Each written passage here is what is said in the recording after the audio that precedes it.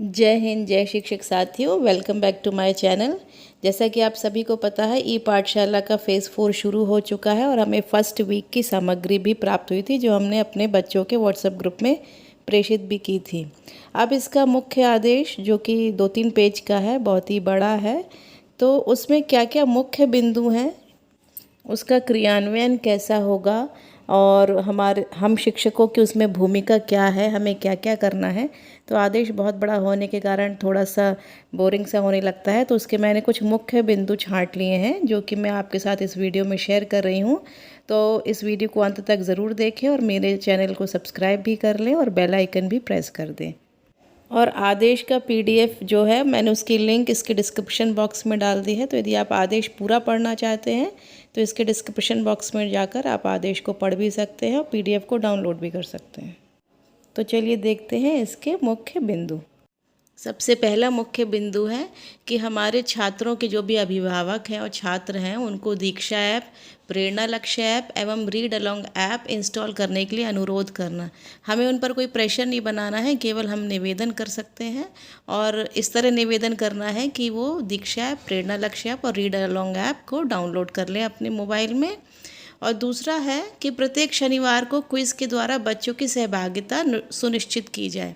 जैसा कि आप सभी को पता है कि अब हर शनिवार को हमें क्विज़ की लिंक भेजनी है बच्चों के पास, ताकि बच्चों की सहभागिता सुनिश्चित हो सके। और इसके लिए हमें भी ये देखना होगा कि सभी बच्चे उसमें प्रतिभाग करें। यदि जो बच्चा प्रतिभाग नहीं कर पा रहा है तो क्यों नहीं कर पा रहा है, इसकी भी डिटेल अपने पास रखें।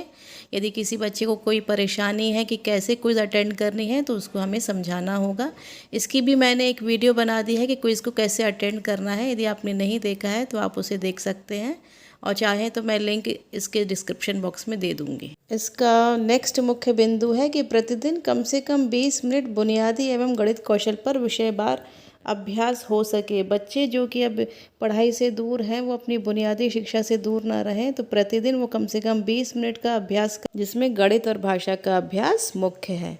इसके बाद नेक्स्ट पॉइंट है समृद्ध मॉड्यूल पर आधारित शैक्षणिक सामग्री व्हाट्सएप एवं दूरदर्शन द्वारा उपलब्ध कराना। समृद्ध मॉड्यूल जो अभी हमें मार्च में प्राप्त हुए थे, बच्चों के स्तर के अनुसार हैं, तो अब हमें ये भी इंश्योर करना है कि जो हम सामग्री भेज रहे हैं वो समृद्ध मॉड्यूल आधारित हो और व्हाट्सएप और दूरदर्शन के द्वारा हम उसे हर बच्चे तक पहुंचा सकें। डाइट प्राचार्य एवं बीएसए के नेतृत्व में एसआरजी, एआरपी व डाइट के द्वारा ई मेंटरिंग की व्यवस्था होना सुनिश्चित की जाए।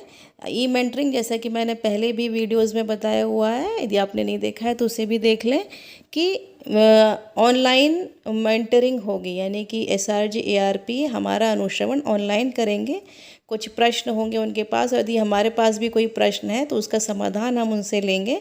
इस तरह हमारी ई पाठशाला सुचारू रूप से चल रही है, नहीं चल रही है, ये सब ई मेंटरिंग व्यवस्था के तहत सुनिश्चित किया जाएगा।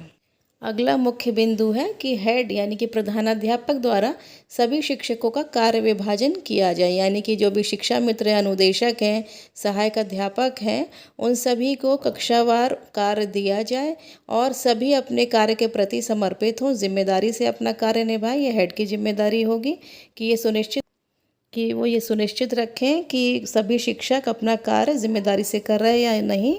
और शिक्षकों की भी ये जिम्मेदारी है कि वो बच्चों के प्रति अपनी जिम्मेदारी ईमानदारी से निभाएं और ये पाठशाला का कार्य समय पर दें और बच्चों से उसका फीडबैक लें, और जो बच्चों ने किया उनके कार्य को समय पर जांच कर उन्हें बताएं कि क्या गलत किया, क्या सही किया।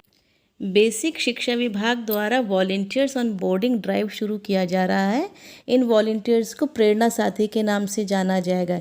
इसलिए अब इस ई पाठशाला में हमें प्रेरणा साथी की पहचान कर उन्हें नियुक्त अवश्य करना है। हर प्रधानाध्यापक प्रेरणा साथी को नियुक्त करें ताकि ई पाठशाला का संचालन सुचारू रूप से हो सके।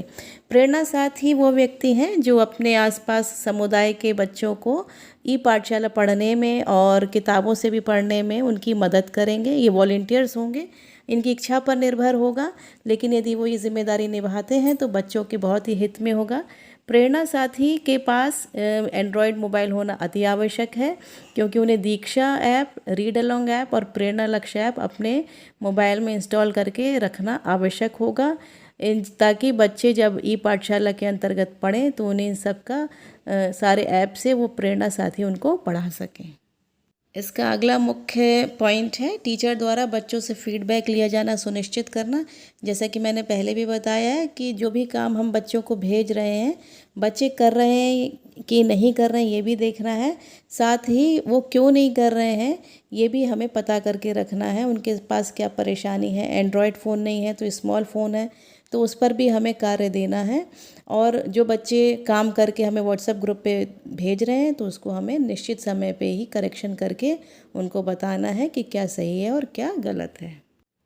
इसका नेक्स्ट मुख्य पॉइंट है कि जिस तरह हम ई पाठशाला फेज़ 3 तक हर सप्ताह बच्चों के व्हाट्सएप ग्रुप में ई पाठशाला सामग्री भेजते थे, जिसमें सोमवार, बुधवार व शुक्रवार के काम दिए जाते थे, उसी तरह इस ई पाठशाला फेज़ 4 में भी हमें कक्षावार और विषयवार शैक्षणिक सामग्री भेजनी है और ये हम व्हाट्सएप के माध्यम से शिक्षकों द्वारा बच्चों के साथ साझा की जाएगी हर ग्रुप में कक्षा के हिसाब से। और इसका नेक्स्ट पॉइंट है कि आओ अंग्रेज़ी सीखें, इसके एपिसोड जो कि निरंतर विभाग द्वारा प्रेषित किए जा रहे हैं, हमें हर बच्चे तक पहुंचाना है ताकि उनकी अंग्रेज़ी भी सुधर सके। तो ये भी हमें व्हाट्सएप ग्रुप के द्वारा उन्हें प्रेषित करना है। ई पाठशाला फेज़ 4 का यह बहुत ही मुख्य पॉइंट है कि प्रत्येक शिक्षक कार्य योजना बनाकर अपनी डायरी में अंकित करे। जो भी काम हम कर रहे हैं, बच्चों को क्या सामग्री भेज रहे हैं और कब हमने कौन से विषय की सामग्री भेजी है, ये सब हमें डायरी में नोट करना है। साथ ही जो भी हम बच्चों के साथ कम्युनिकेशन कर रहे हैं, जो बच्चे काम नहीं कर रहे हैं या जिनके पास कोई परेशानी है, तो पूर्व में ही हमें अपनी डायरी में नोट करके रख लेना है कि हमें उन बच्चों से किस विषय में बात करनी है। यदि हम पूर्व में ही रख लेंगे तो हमें बात करने में भी आसानी होगी, टू द पॉइंट बात करेंगे, कम समय में ज़्यादा काम होगा। इसलिए कार्य योजना बनाना अति आवश्यक है। अगला बिंदु है कि सभी अभिभावकों को प्रेरणा सूची, प्रेरणा लक्ष्य की जानकारी देना। यानी कि जो भी अभिभावक हैं उन्हें पता होना चाहिए कि यदि उनका बच्चा कक्षा 1 में है तो उसके प्रेरणा लक्ष्य क्या है, 2 में है तो क्या है और उस बच्चे को कितना आना चाहिए।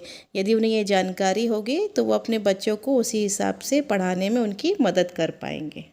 और आखिरी के 2 मुख्य बिंदु कि दिव्यांग बच्चों की सहभागिता भी सुनिश्चित करना बहुत आवश्यक है।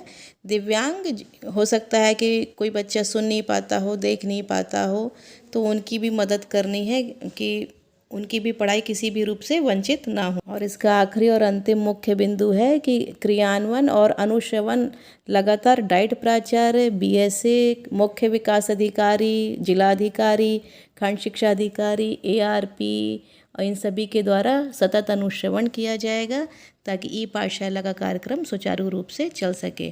तो साथियों, उम्मीद करती हूँ आपको मेरा वीडियो अच्छा लगा होगा। मिलती हूँ नेक्स्ट वीडियो में। सभी शिक्षकों की मदद के लिए ऑलवेज तत्पर। So thank you for watching.